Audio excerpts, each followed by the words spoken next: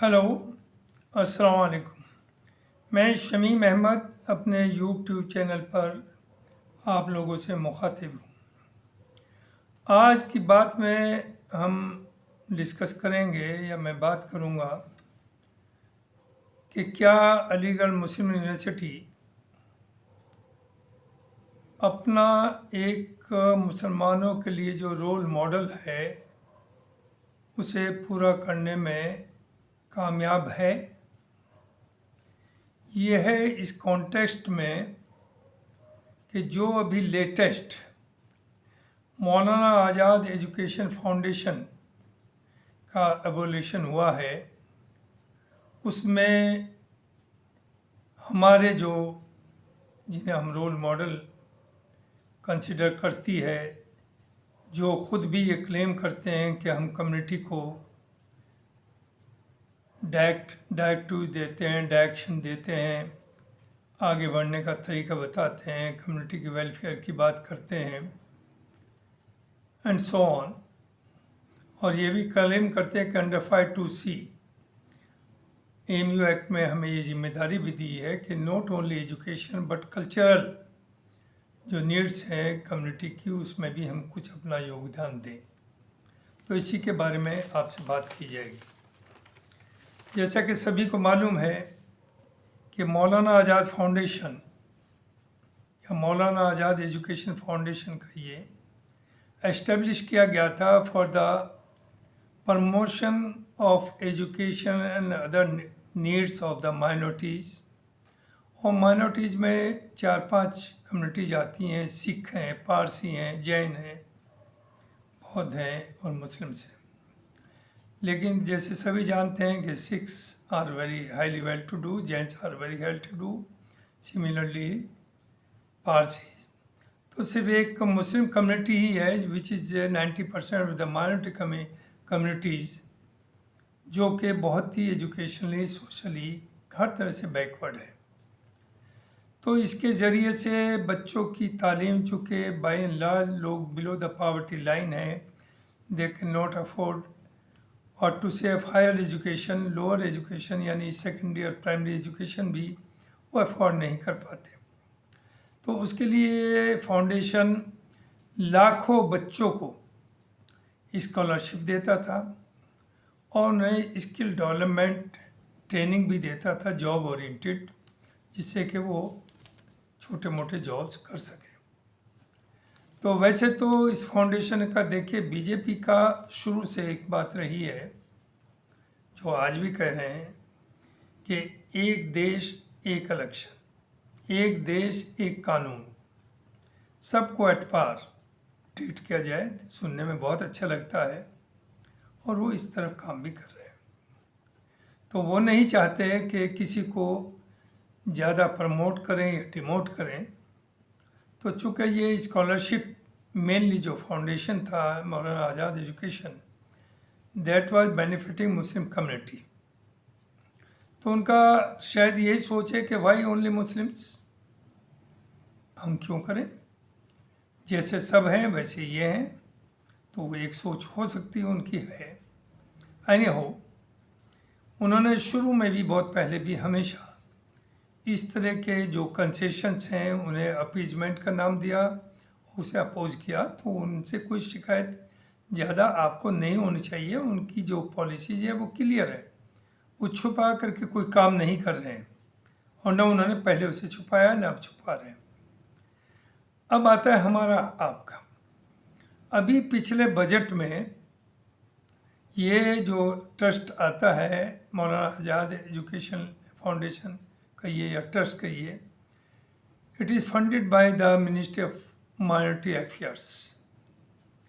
तो पिछला जो बजट था 2022-23 का, उसमें 99% बजट एलोकेशन जो था मौलाना आज़ाद फाउंडेशन को वो कम कर दिया गया था।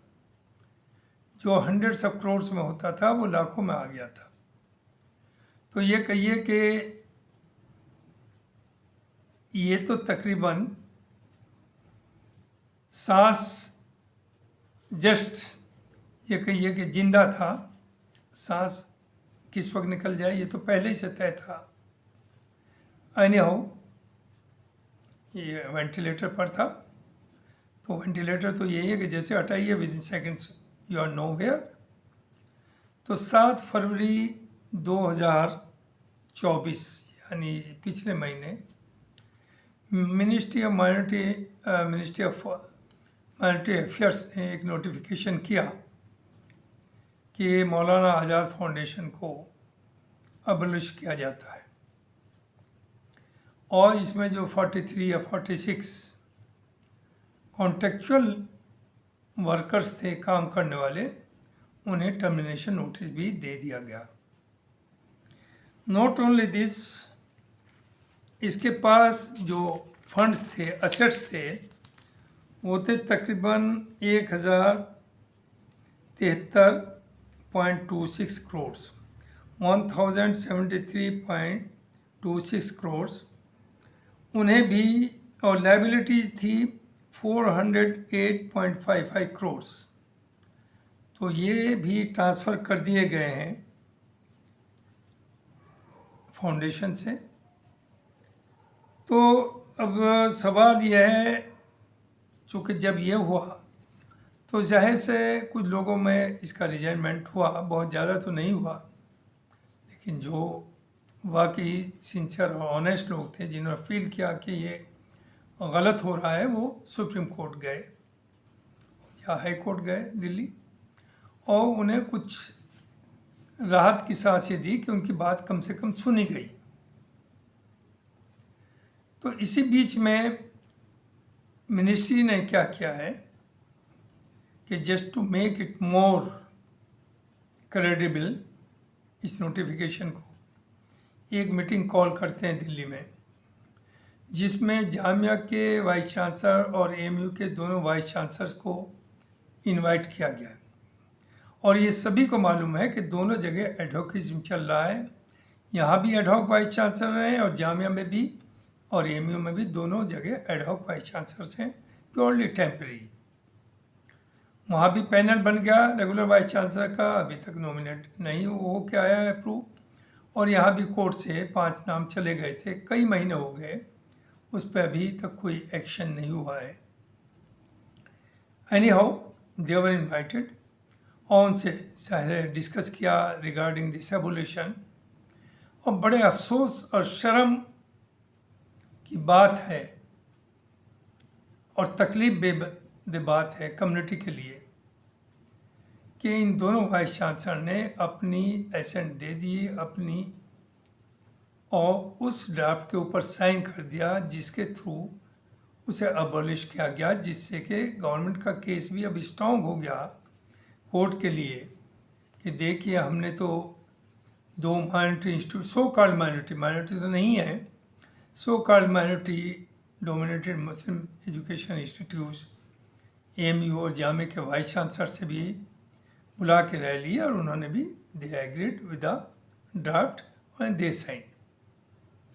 अब सवाल ये आता है कि ये तो अपनी जगह है कि इनके साइन करने या ना करने से कोई फ़र्क नहीं पड़ता। गवर्नमेंट ऑफ इंडिया, इनकी तो हैसियत क्या है, उन्हें बड़े से बड़े किसी मिनिस्टर या लीडर या ऑफिसर की कोई ज़रूरत नहीं, वो जो चाहते हैं वो कर सकते हैं।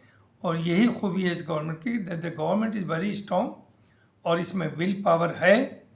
जो एक्शन लेना है वो डरती नहीं है, वो एक्शन लेती है। तो एक्शन तो है, as a matter of fact 7 फरवरी के उससे नोटिफिकेशन से ले लिया गया था, लेकिन उसे टू मेक मोर क्रेडिबल उन्होंने मीटिंग कॉल की और अफसोस के साथ कहना पड़ रहा है कि दोनों वाइस चांसलर ने उस पर साइन किया। अब यहाँ सवाल ये आता है कि वो तो अपनी जगह है कि अगर नहीं भी साइन करते तो कोई वो कानून ये नहीं कि बदला जाता, लेकिन जो अपने को रिप्रेजेंट करते हैं, अपने को बाहर के कंट्रीज़ में भी जाते हैं, ओल्ड बॉयज़ बुलाते हैं, बड़ा इन्हें ऑनर करते हैं, गिफ्ट देते हैं और पूरी दुनिया में कहते हैं कि we are representing the Muslim education, इदारे को हम रिप्रेजेंट कर रहे हैं, हम उनके लीडर हैं। तो क्या ये सही था कि जिस फाउंडेशन के थ्रू माइनॉरिटी, डाउन टूडन, गरीब, नेगलेक्टेड बच्चों की तालीम का एक इंतज़ाम था, उसे ख़त्म कर दिया गया तो क्या ये कम्युनिटी के इंटरेस्ट में था? क्या ये एक अच्छा कदम है? तो मैं ये समझता हूँ कि कम से कम इन्हें साइन नहीं करना चाहिए था।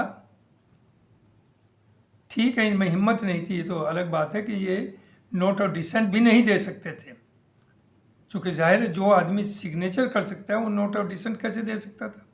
लेकिन कम से कम इन्हें जो जनाजा निकाला गया मौलाना आज़ाद फाउंडेशन का, उसका सिग्नेटरी नहीं होना चाहिए था।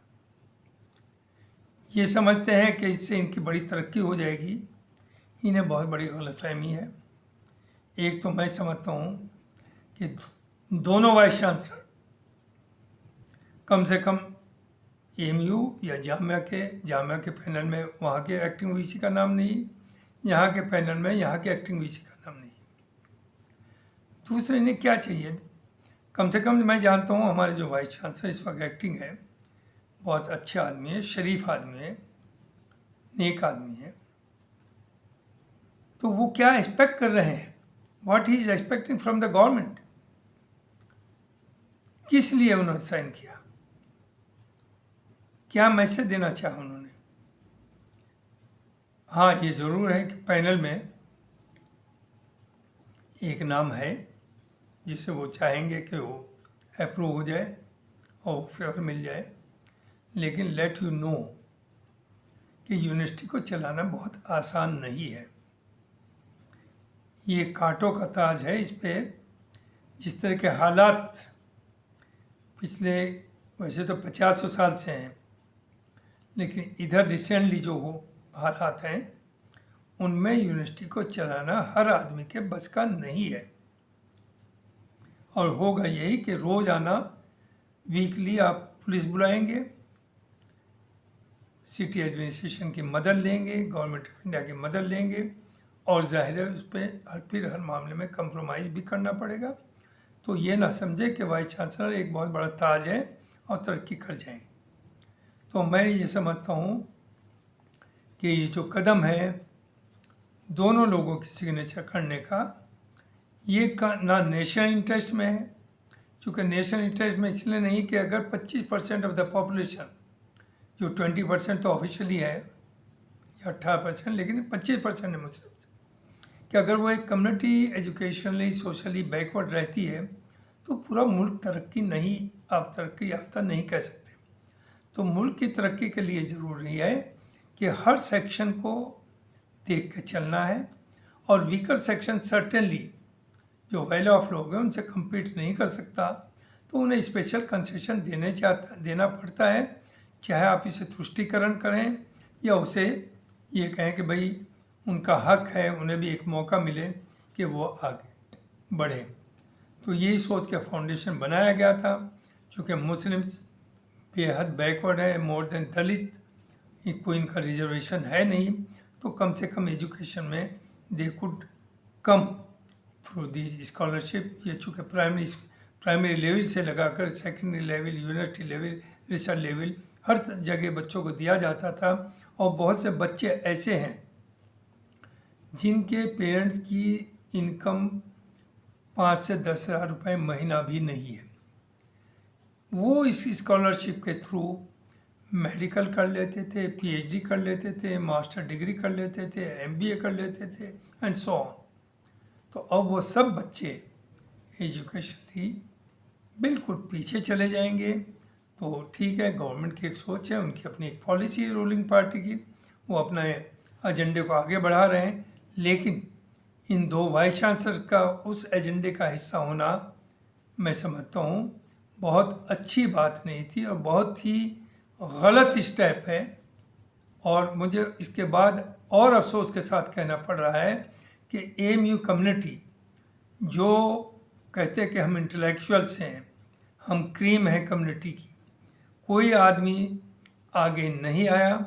इन्हें चाहिए था कि वाइस चांसलर साइन ना करते, और जब नोटिस आया था यूनिवर्सिटी के कुछ टीचर्स को, कुछ एक्टिविस्ट को साथ लेकर के गवर्नमेंट से बात करते कि साहब बेहतर ये है, भले ही आप ग्रांट आदि कर दें लेकिन इसे कंटिन्यू करें, ये नेशनल इंटरेस्ट में भी है और कम्युनिटी के तब इनका भी नाम होता, टीचर्स का भी नाम होता। लेकिन अफसोस कि टीचर्स उन चीज़ों के लिए एजिटेट करते हैं जिनकी ज़रूरत नहीं, और जो कम्युनिटी रिलेटेड या एजुकेशन रिलेटेड हैं उन पर आप चुप रहते हैं।